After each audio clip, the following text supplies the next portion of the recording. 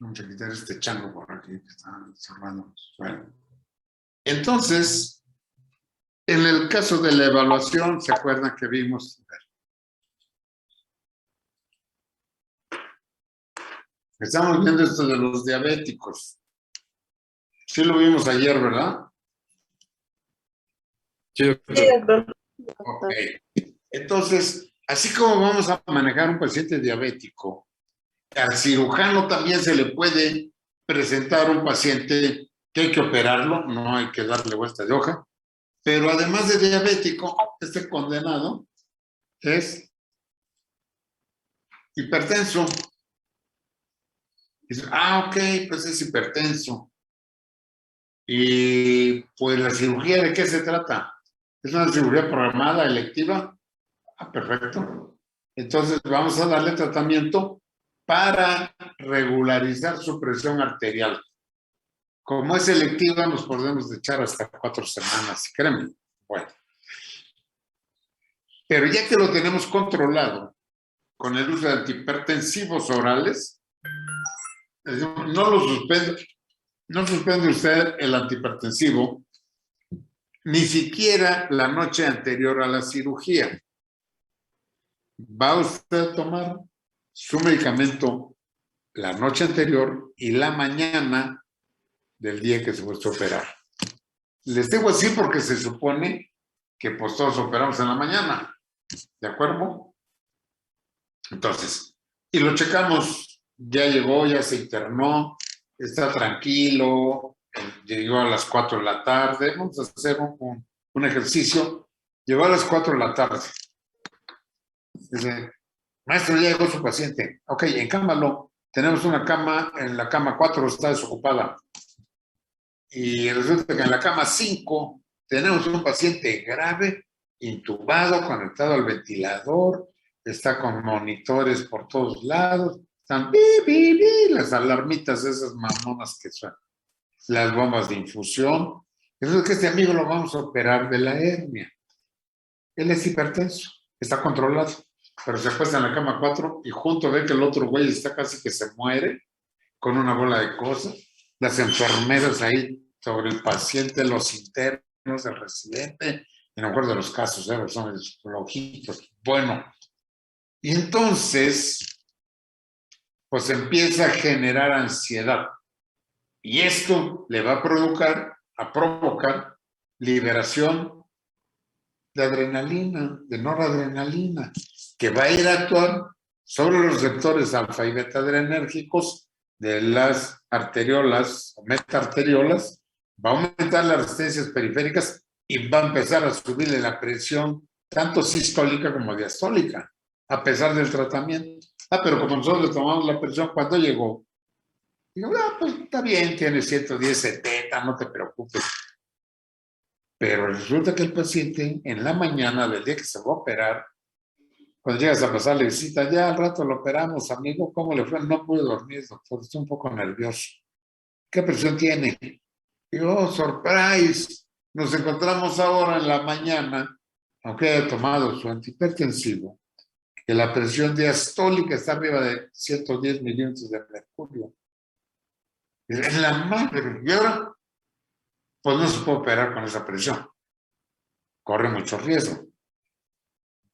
De tal manera que si de plano la cirugía ya no la podemos postergar, aunque sea electiva, pues podemos ponerle nifedipino sublingual, una capsulita de 10 miligramos.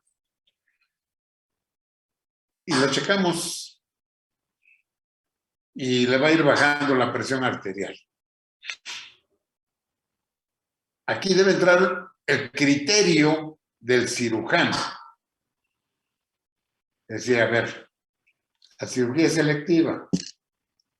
¿Por qué nos vamos a calentar ahorita de querer operar a producto de ave en la mañana, hoy, este día, con este problema de la presión? Porque ahorita le bajamos la presión con el nifedipino y resulta que luego con el bloqueo se vasodilata y le va a bajar la presión, se le puede complicar, o al anestesiólogo se le complica, van a empezar a ponerle norepi, una bola de cosas, soluciones, lo van a encharcar. Bueno, podemos complicar por una hernia que no tiene mayor sentido. Entonces mejor decir, ¿saben qué? Cámbienlo de cama, vamos a seguir su tratamiento. Y ya que esté estable la presión, pues que lo operen en la tarde o en la noche o mañana lo operamos en la mañana. Tiene que mediar la conciencia y el razonamiento lógico para no hacer daño. No sé si me explico.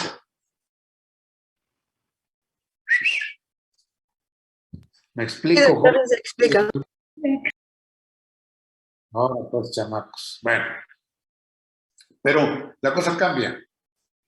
El paciente no sabemos si es hipertenso, no sabemos ni madre de él. Le dieron una puñalada en el tórax, donde quiera, pues hay que operarlo urgente. O tiene una hernia estrangulada, o tiene una apendicitis aguda perforada, tiene una peritonitis, hay que operarlo. Es urgente, es una cirugía urgente. No emergente, es una cirugía urgente. Entonces le ponemos nifedipino, no baja la presión, hay que meterle nitroprusiato de sodio. Con mucho cuidado. Se maneja dosis respuesta. Y a veces con 5 gotitas por minuto tenemos al paciente con una presión arterial suficiente para que lo podamos operar, sin sacrificar el ritmo.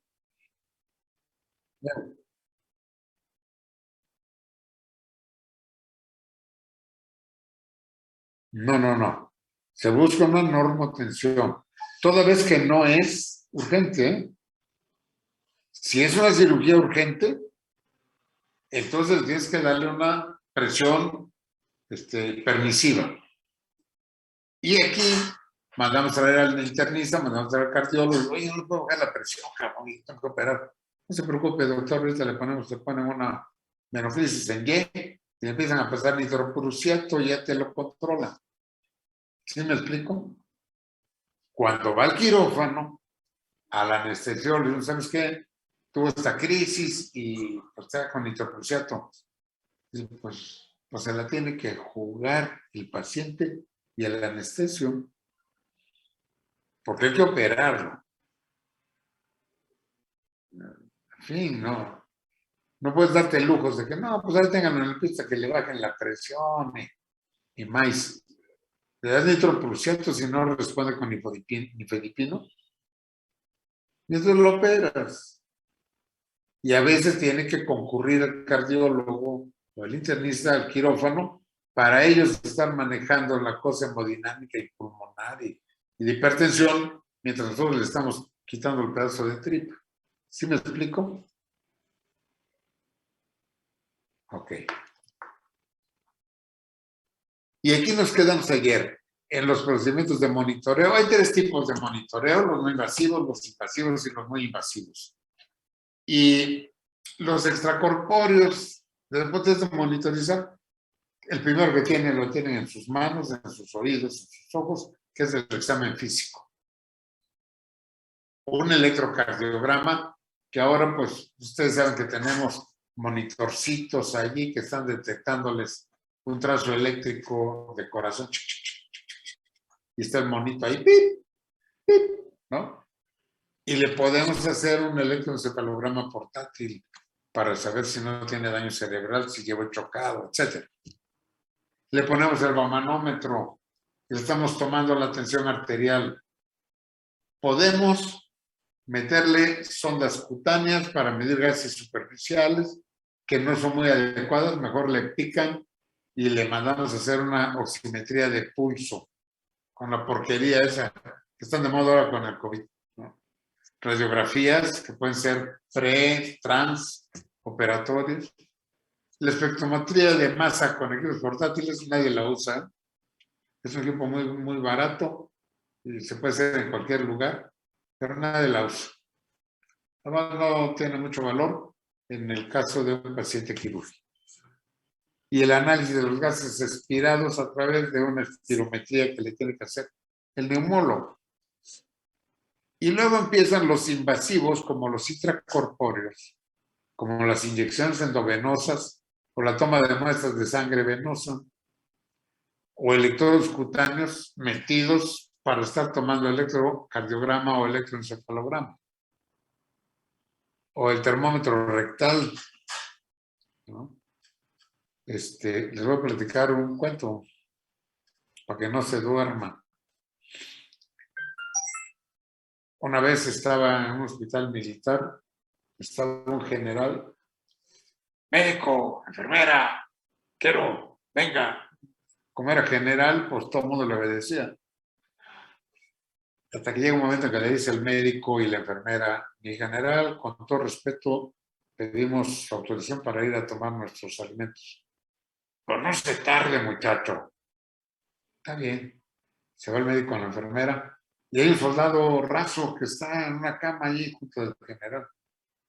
Se levanta, se pone una bata blanca y llega y dice, mi general, ¿cómo se siente? Pues un poco mal, muchacho. Dice, hágame el favor de colocarse boca abajo porque le vamos a tomar la temperatura rectal. Ah, carajo, no hay de otra, mi general. Se voltea al general y le ponen en el rabo la cosa, se da la vuelta del soldado, se da la vuelta y se acuesta en su cama. Y llegan el médico con la enfermera, como media hora después, empiezan a platicar y cómo te fue la comida, ¿no? Entonces, y de repente, oye, no se moriría el pinche general porque no nos ha molestado. Pues quién sabe, pues vamos a ver. Llegan los dos y está el general acostado boca abajo con la nalga destapada. Dice, mi general, señora, ¿qué está usted haciendo? ¿Cómo que qué estoy haciendo? Pues vino un médico ahí a tomarme la temperatura rectal y le dice el médico, caray, mi general, qué importante, porque nunca habíamos visto que tomaran la temperatura rectal con un clavel colorado. ¿Cómo ven? Entonces, la temperatura rectal pocos la utilizan y ahora más porque el problema es que te pueden demandar un desgraciado porque le metas el termómetro rectal. Si no le avisaste, si no tienes un consentimiento informado para meterle cosas por ahí. Entonces hay que estar listos. Es donde ahora con los termómetros de infrarrojos del oído, de la nariz y de la frente, pues ya es menos. No son infalibles. Hay que tomar en cuenta eso. Y la sonda vesical es un monitoreo que nos permite saber, pues en el mejor de los casos, cuántos mililitros de orina por kilo de peso por hora está emitiendo el paciente. Y lo mínimo es 0.5 por kilo minuto de orina. Nosotros, en nuestro haber, pues le decimos al monitor de blanco que tenemos, que son los internos de pregrado, siéntate tantito ahí y levanta la sonda y cuenta cuántas gotas por minuto de orina tiene. Si tiene 50, está en el límite de la perfusión renal. Si tiene menos de 50, no está perfundiendo el riñón. Si tiene más de 50, tiene una perfusión normal. Así de sencillo. O bien le ponemos otra vez la madriola esa del oxímetro de pulso, ¿verdad? Y le podemos picar la arteria o una vena para mandar a hacer una determinación de gas, una gasometría arterial. Casi no usamos gasometría venosa, usamos arterial para saber realmente cómo está. Y ahí nos dicen la presión arterial de oxígeno, la presión de CO2, el bicarbonato, el lactato, la brecha de aniones, el pH, etcétera, etcétera. Y podemos determinar si nuestro paciente tiene una acidosis, tiene una alcalosis o está normal. ¿Ok? Y luego vienen los procedimientos de monitoreo muy invasivos, como son los intracorpóreos, en los que podemos meter un catéter arterial en la arteria radial. Aquí, ya le voy a voltear la cámara a mi computadora. En la arteria radial. Y bueno, algún día les voy a platicar, pero metemos ahí un catéter heparinizado y lo conectamos a un manómetro de agua con mercurio, bla, bla, bla, y tenemos una línea arterial continua. Tiene mucha agresión porque se puede deteriorar la arteria y hay que hacer una prueba de Cullen primero para ver, no le vayas a picar la única arteria que le sirve y se le muere la mano, en fin. O le metemos un catéter central para medir la presión venosa central. O es un paciente muy grave, le metemos un catéter intracardíaco para colocar un marcapaso. Le podemos meter un catéter de flotación o de Swan-Ganz para medir la presión en cuña de la arteria pulmonar y saber realmente cómo está sucediendo nuestro problema de este manejo. Está con vasoconstricción pulmonar, hay una vasoconstricción periférica severa. Hay una vasodilatación pulmonar, bueno, hay una vasodilatación periférica. ¿Cómo lo traducimos? Con aumento o disminución de la poscarga. ¿Ok?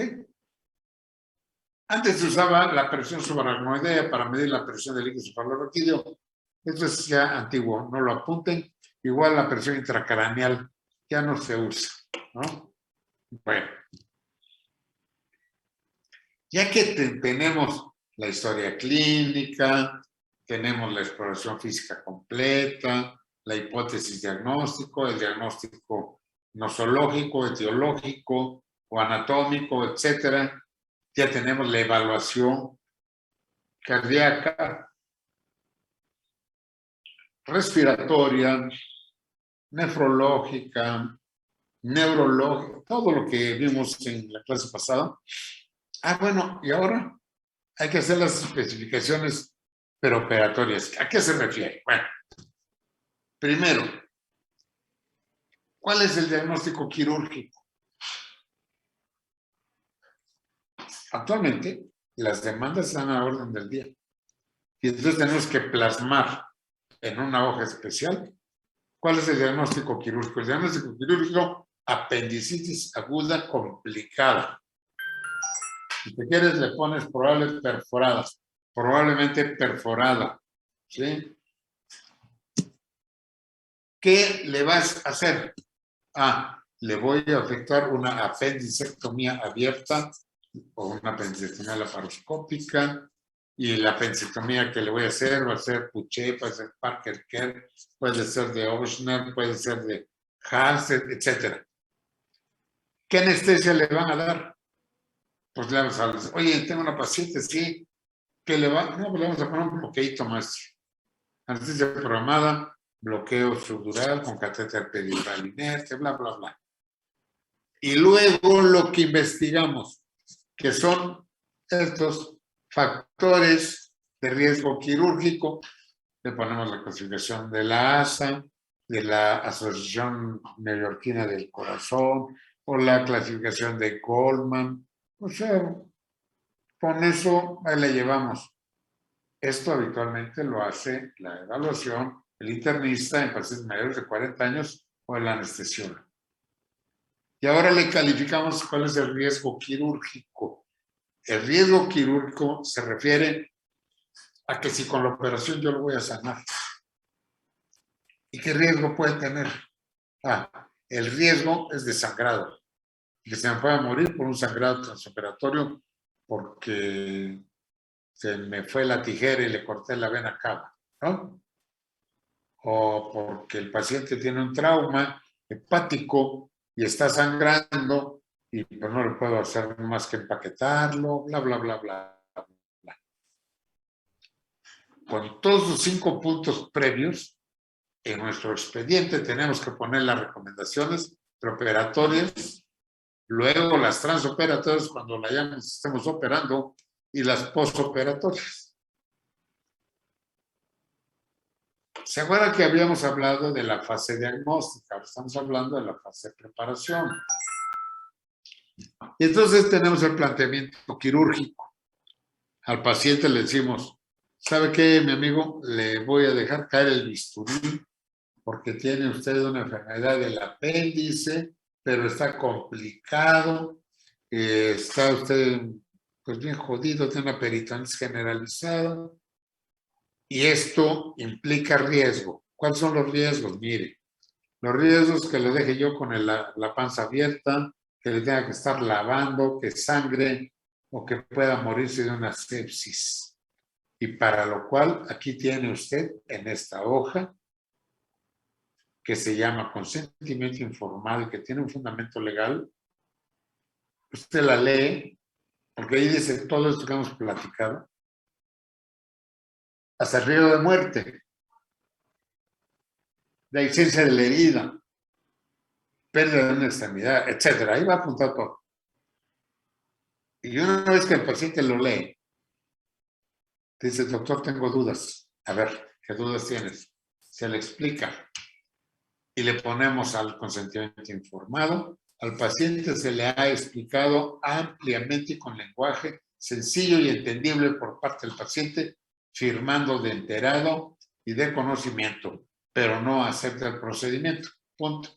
O sea, acepta el procedimiento. ¿De acuerdo? ¿Cómo tenemos que llevar al paciente al quirófano? Pues lo tenemos que llevar suficientemente hidratado. No sobrecargado, no con insuficiencia cardíaca. Suficientemente hidratado. 35 mililitros por kilogramo de peso hasta antes que le caiga el bisturí. Pero es que le dieron laxantes y tuvo diarrea, maestro.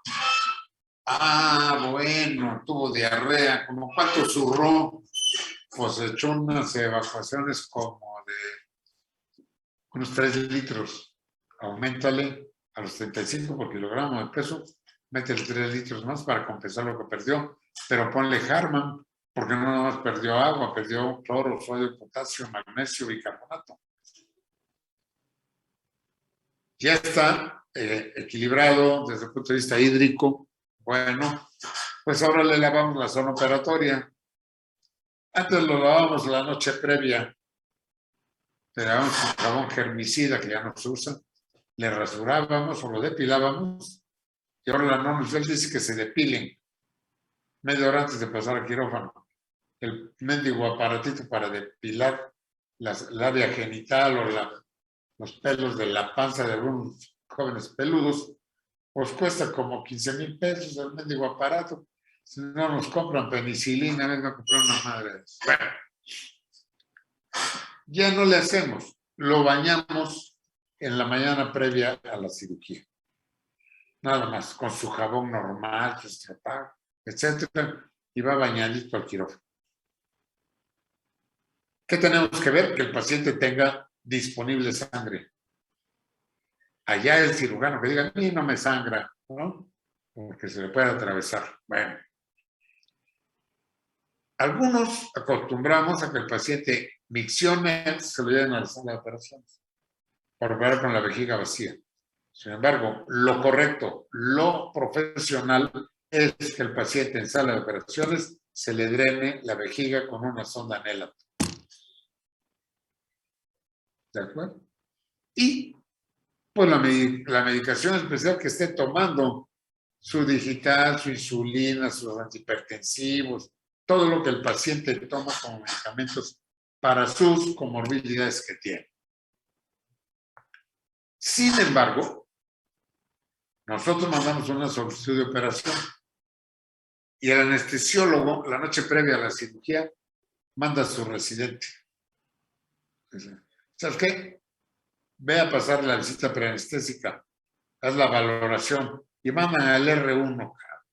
Entonces el R1 va y en la cama revisa al enfermo, lee nuestros expedientes, algunos reinterrogan, otros nomás lo que leen el expediente, que bueno, tiene sus asegúnes también. Esto es con el fin de establecer una interrelación médico-paciente, que el paciente llegue tranquilo al quirófano. ¿Pero qué cree? Va el R1 y le dice, señor, soy Juan Pérez, soy residente de anestesia, mañana lo vamos a operar, ya lo revisé, le vamos a poner una anestesia que le vamos a dormir de las tetillas para abajo, usted puede estar despierto, pero no va a sentir, no le va a doler, bla, bla, bla, y le pone su nota. Y resulta que al otro día llegamos con el paciente al quirófano y el Juan Pérez, pues no está. Puede estar Roberto Martínez. Y el paciente lo ve y está embosado. Dice, oiga, es que este cuate no me fue a ver anoche, me vio otro. No, hombre, el otro día se fue. Pútale, ¿con manos de quién voy a quedar? Eso genera estrés. Y lo vamos a ver cuando veamos la respuesta metabólica al trauma. A veces, cuando reinterroga y reexplora a los pacientes, puede detectar anomalías clínicas o laboratoriales que a nosotros nos pudieran haber pasado. Y establece el riesgo anestésico y formule el plan de manejo. Pero ya no indica medicación preanestésica. Ya no nos dice que le pongamos nada. De tal manera que el paciente llega desnudo al quirófano, ansioso, no ansioso, sino con ansiedad. Puta, ¿qué me va a pasar? ¿Aguantaré? ¿Saldré vivo? ¿Me irán a operar bien? ¿Me dormirán bien? Y esto le va a generar una liberación de citocinas, catecolaminas, endorfinas, etcétera, que pueden dar al traste con la evolución postoperatoria del paciente. ¿Tienen alguna pregunta, jóvenes?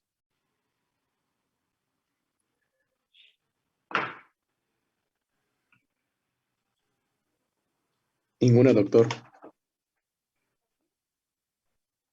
De mi parte no, doctor. ¿Alguna pregunta, niños? No, doctor, ninguna. No. Okay. Mañana vamos a platicar sobre transoperatorio y posoperatorio. Entre los dos temitas son como 24 diapositivas, más o menos. Entonces nos da tiempo la hora de clase. Y a los 3 primeros de la lista, jefe de grupo, mañana te mando la lista o ya la tienes. Si me la puede mandar, doctor, porque la que tengo es provisional nada más para las asistencias. ¿Cuántos tienes ahí? ¿27? Tengo 28 anotados. 27 tengo yo. Al que está de más lo regañas. Lo tiene que... Mira, la lista yo me baso a la que me manda la secretaria. ¿De acuerdo?